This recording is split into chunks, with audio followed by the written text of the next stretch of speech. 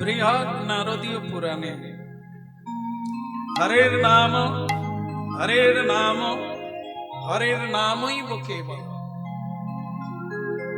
তিনবার বললেন হরিনাম হরিনাম হরিনাম কেবল। হে প্রভু, একবার বললেই তো হতো,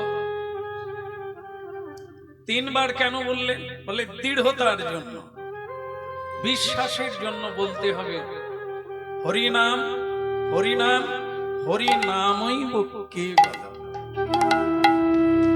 হরিনাম ছাড়া গতি নাই, হরিনাম ছাড়া মুক্তি নাই, আর হরিনাম ছাড়া কোনো পথ নাই। 10-5 মিলি নিজ দাঁড়িতে বসিয়া কীর্তন করহ সবে হাতে তালি দিয়া। এখন কি একটু সবাই মিলে করা যাবে? সবাই করবে? হরে কৃষ্ণ কৃষ্ণ কৃষ্ণ কৃষ্ণ হরে হরে হরে রাম হরে রাম রাম রাম হরে হরে হরে কৃষ্ণ কৃষ্ণ কৃষ্ণ হরে হরে হরে রাম হরে রাম রাম হরে হরে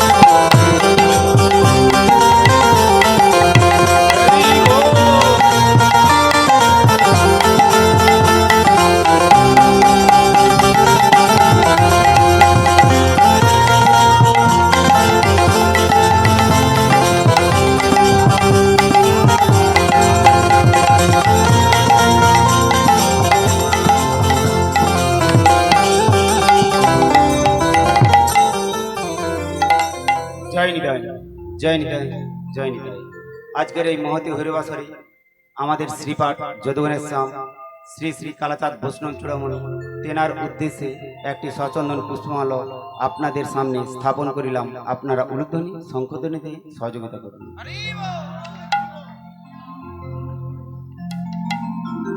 তদনুগা মধ্যাঞ্চল নিত্যানন্দ দাস গোস্বামী এবং মধ্যাঞ্চলে যত গুরুদেব প্রয়াতা হয়েছেন তাদের উদ্দেশ্যে একটি সচন্দন পুষ্পমাল্য স্থাপন করিলাম।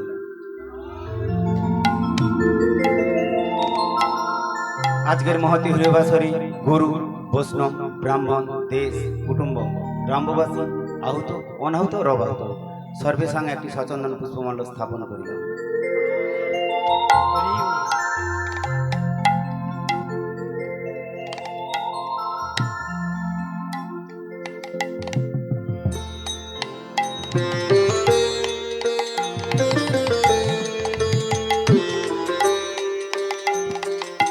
শ্রী গুরু নিতাই গৌর সীতানাথ প্রেমানন্দে।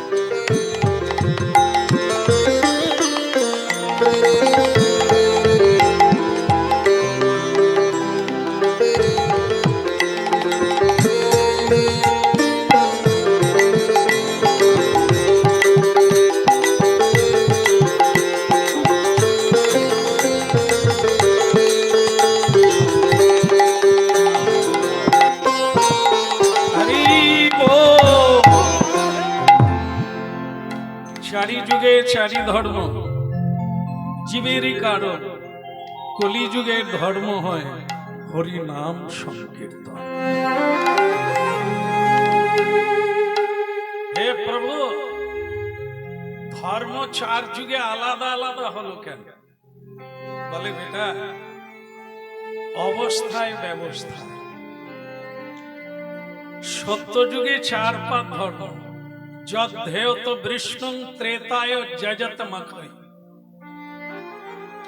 সত্য যুগের মানুষ তপস্যার দ্বারা হাজার হাজার বৎসর তপস্যা করে ভগবানের কৃপা লাভ করেছিল।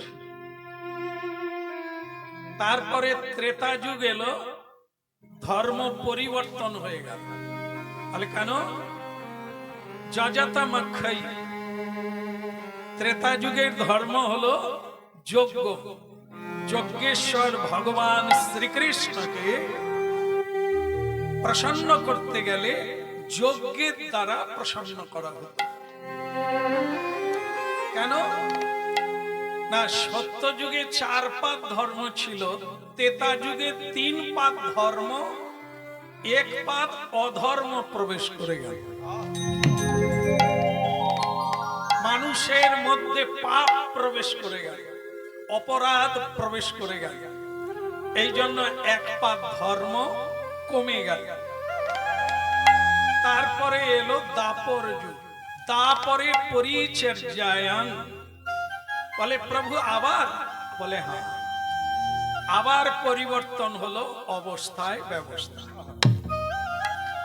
পরিচর্যা মানে সেবা, ভক্ত সেবা, গোবিন্দ সেবা, মানব সেবা, জনসেবা, জগতের সেবা আর অর্চনার দ্বারা ভগবানকে প্রসন্ন করা যাবে। কেন বদলে গেল? কেন বলে দাপর যুগে অর্ধেক পাপ মানে 2 ভাগ আর 2 ভাগ ধর্ম। এই জন্য ধর্মের পরিবর্তন করা হলো মানুষের কল্যাণের জন্য। এইবার এলো আমাদের কলিযুগ, যা আমরা কলিযুগের মানুষ। হে প্রভু, তাহলে আমাদের ধর্ম কি? বলে আমাদের ধর্ম হলো কলৌ তপ হরি সংকীর্তন।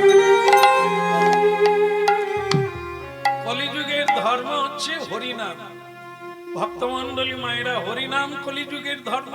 কেন যজ্ঞ হবে না, তপস্যা হবে না, পূজা অর্চনা হবে না? বলে কলিযুগের মানুষ তা পারবে না। হ্যাঁ, তাই বলুন রাধে রাধে। বলেছিলেন রাধে রাধে, আমি শুনতে পাই না। রাধে রাধে। দেখলেন তো আমাদের বলতেও কত কষ্ট। আমাদের মনে হয় কোন দানা ঔষধ খেতে পারবো না, যদি জলে গুলিয়ে দেয়, লিকুইড করে দেয়, ঘিরতেও বোধহয় পারবো না, সেলাইনের ভিতর দিয়ে দিলে ভালো হবে। এই জন্যই বোধহয় এক বৈষ্ণব কবি কীর্তন করেছেন মহাপ্রভু সম্পর্কে, জীবের জানিয়া নিদান। নিদান মানে বুঝেন তো? নিদান মানে শেষ অবস্থা, জলটাও আর ঘিরতে পারে না। কেমন? আর টাকা পয়সা কথা রেখেছে সেটাও বলতে পারে না। এরকম অবস্থার নাম হচ্ছে নিদান।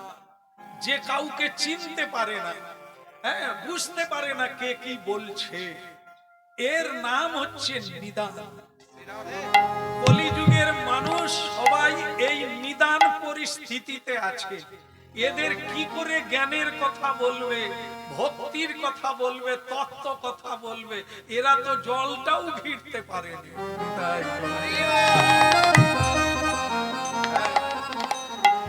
হরিনাম শুনতে বসলেই ঝুঁক এসে যায়। আপনাদের আসেনি সেই ভালো, তবে এই তো শুরু, শেষ পর্যন্ত কজন সোজা থাকবে সেটাই বোঝার বিষয়। জীবের জানিয়া নিদান গৌর ভগবান, জীবেরে করিল দান। তা প্রভু কি দান করলেন?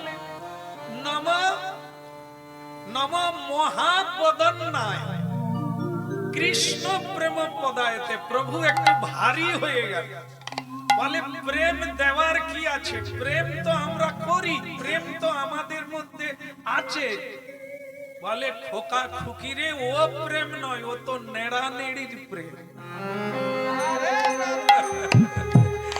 এ প্রেম যদি হতো তাহলে আর মহাপ্রভুর আসার দরকার ছিল না। এ প্রেম নয়, এর নাম হচ্ছে কাম। কাম আর প্রেম লোহাতে সোনাতে যেরকম তফাৎ, এই প্রেম আর কামে ততটা তফাৎ।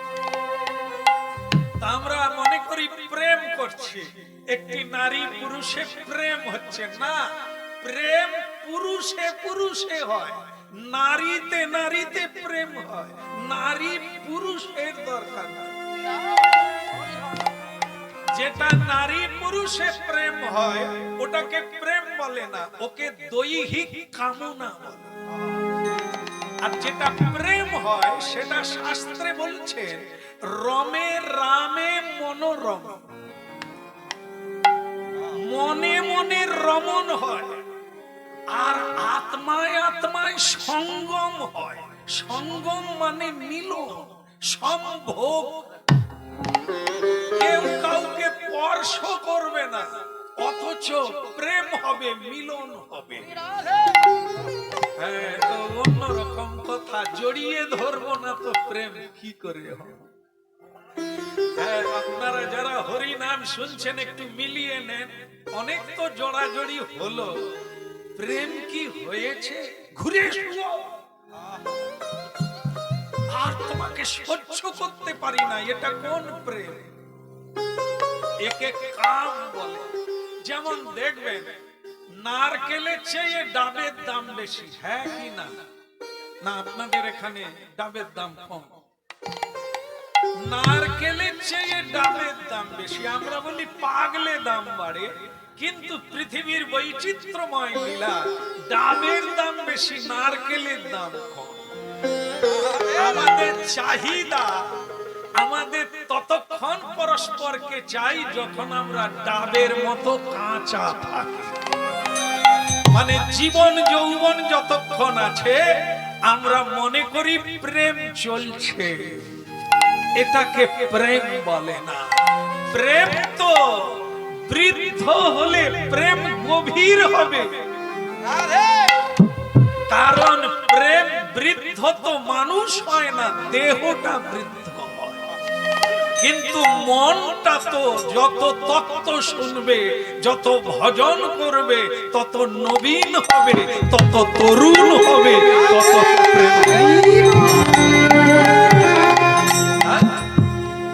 এই জন্য কলিকালের মানুষ এই নেড়ানেড়ির প্রেম, জড়িয়ে ধরা, চুম্বন করা, এ প্রেম প্রেম নয়। মহাপ্রভু যেটা কলিকালের মানুষকে দান করতে এলেন সেটা হচ্ছে রাধা প্রেম। শুনুন মন দিয়ে, শেষ হতে গেল, আর একটু আছে, এখনই ছেড়ে দেব। বলো রাধে রাধে। অনেকে বলছেন, বলে শুরু হতে না হতে শেষ হয়ে গেল। হ্যাঁ, এটাই তো জীবন। জন্ম হয়েছে মানে এবার মরার জন্য তৈরি হয়ে যাবে। কীর্তন শুরু হয়ে গেছে মানে শেষের পথে এসে গেল। বলো রাধে রাধে। বলিয়ে গৌরাঙ্গ মহাপ্রভু কি, জগৎ গুরু নিতাই চাঁদ কি। তাহলে কলিযুগের ধর্ম হচ্ছে হরি নাম সংকীর্তন। চারি যুগে চারি ধর্ম জীবেরই কারণ চৈতন্য ভাগবত, বৃন্দাবন দাস ঠাকুরের উক্তি। তাহলে এতক্ষণে শুনলেন তিন যুগের বর্ণনা, কিন্তু কলিযুগে এত সহজ করলেন কেন? বলে কলিযুগের মানুষের সবচাইতে যেটা দুর্ভাগ্যজনক বিষয় সেটা কি না, কলিযুগে মানুষের আয়ু কাল কম।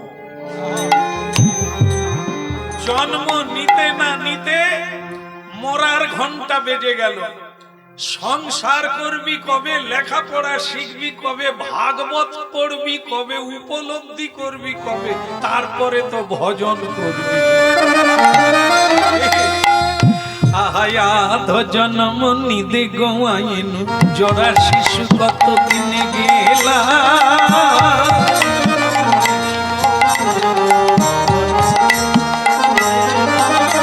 ওই আধ জন্ম নিদে গোয়াইন, জরা শিশু কত দিনে গেলা।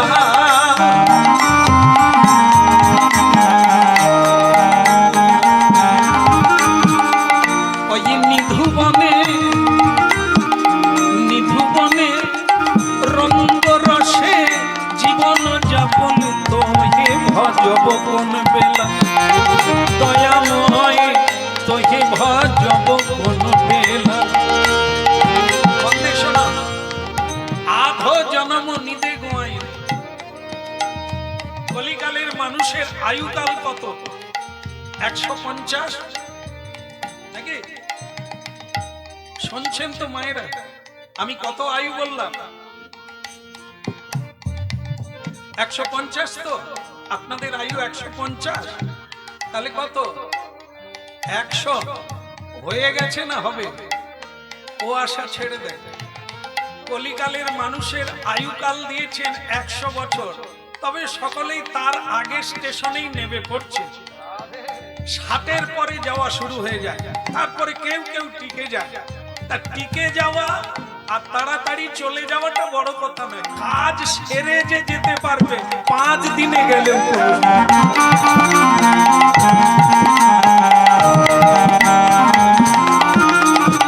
আধো জন্ম নিদে গোয়াইন, জরা শিশু কত দিনে গেলা।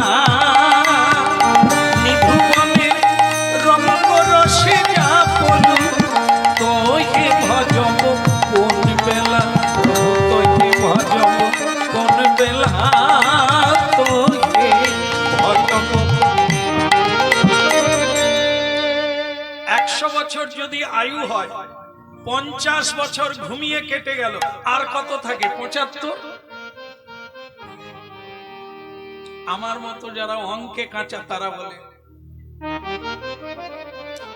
100 বছরের 50 বছর ঘুমিয়ে কেটে গেল, থাকলো কত? আর 50। তাতে কি হলো?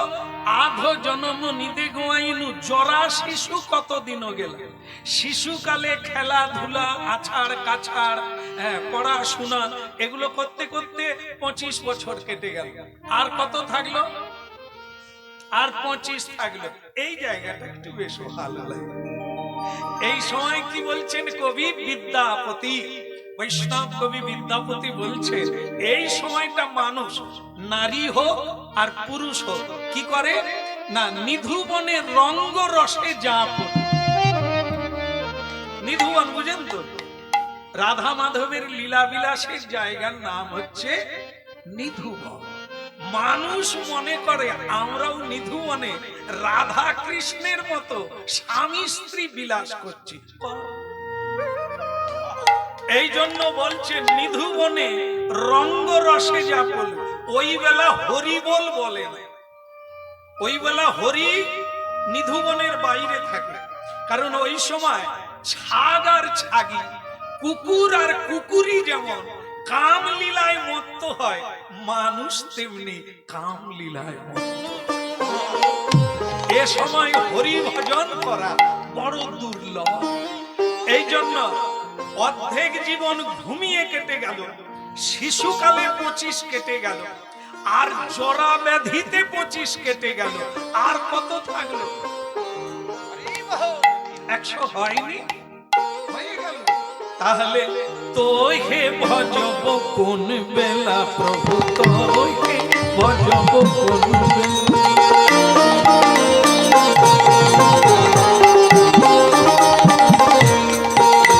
আমি তোকে ভজব কোন বেলা, তোকে ভজ।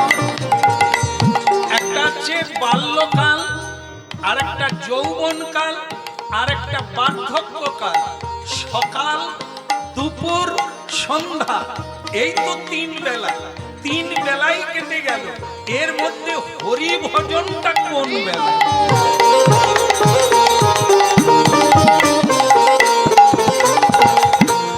শ্রীমদ্ ভাগবতে চতুর আশ্রমের কথা বলেছেন। ব্রহ্মচর্য, গার্হস্থ, বানপ্রস্থ, তারপরেরটি হচ্ছে সন্ন্যাস। সবাই মোটামুটি ভাগবত পড়ে। আর আমাদের মেদিনীপুরের কথা তো বলা যাবে না, শ্রদ্ধায় বলতে হবে ভাগবত শোনার লোক প্রচুর, কিন্তু সবাই শুনছেন আর পড়ছেন। 4টা আশ্রম কেউ পালন করে। ছোটবেলা লেখাপড়া করে জয়নি, তাই চাকরির খোঁজে, ব্যবসার খোঁজে, কর্মের খোঁজে বেরিয়ে পড়লো। তারপরে মা বাবা 2-2-4 হাত এক করে দিল। তারপরে বাচ্চা হয়ে গেল, তারপরে বাচ্চার বাচ্চা হয়ে গেল, তবু বুড়ো ঘর থেকে বেরোতে চায়। মহাভারতে বিদুরজি ধৃতরাষ্ট্রকে বলেছিল, আর কুকুরের মতো কত অন্ন খাবে, এই জীবনটা তো কুকুরের জন্য।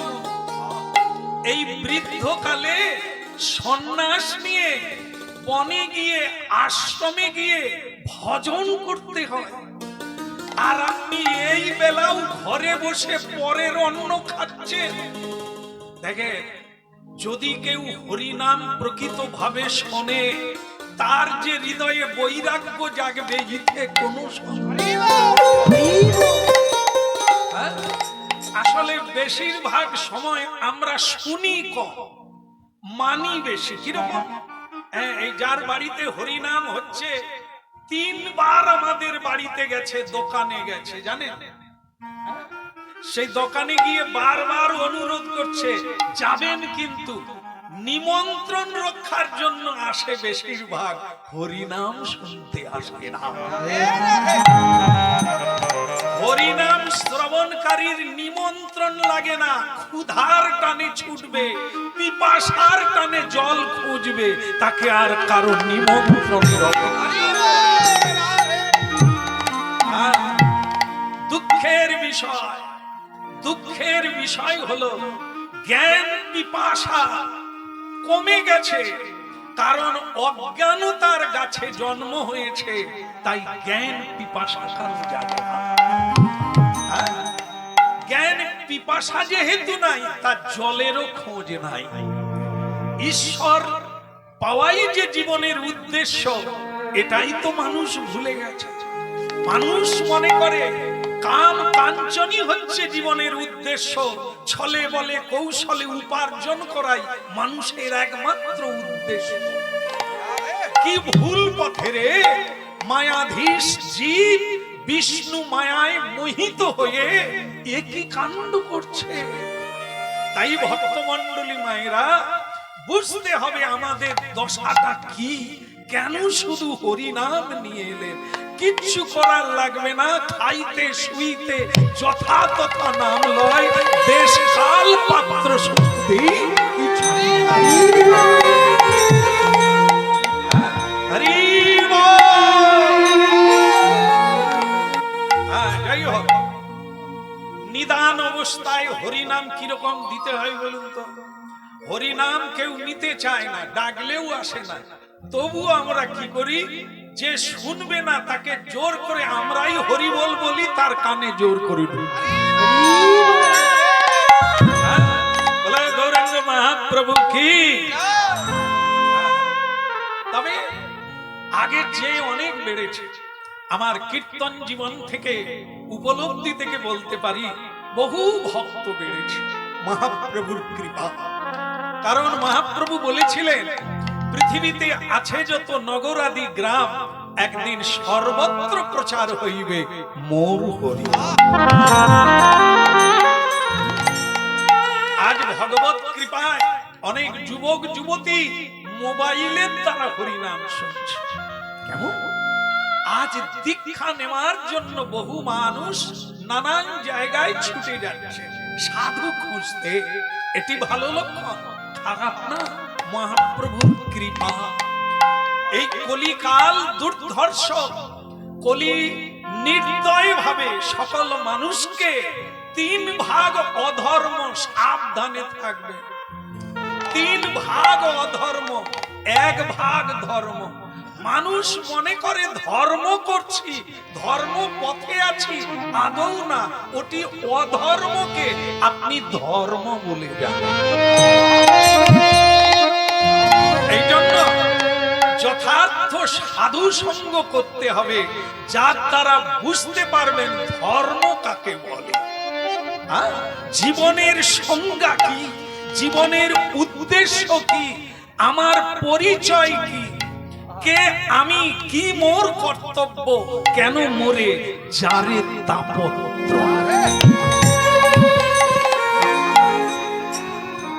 আহা কোন রঙে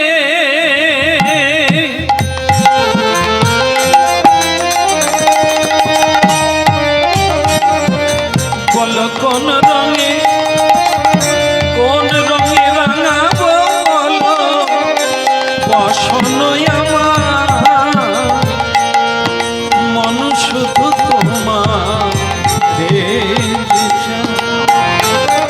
আমার মন শুধু তোমার।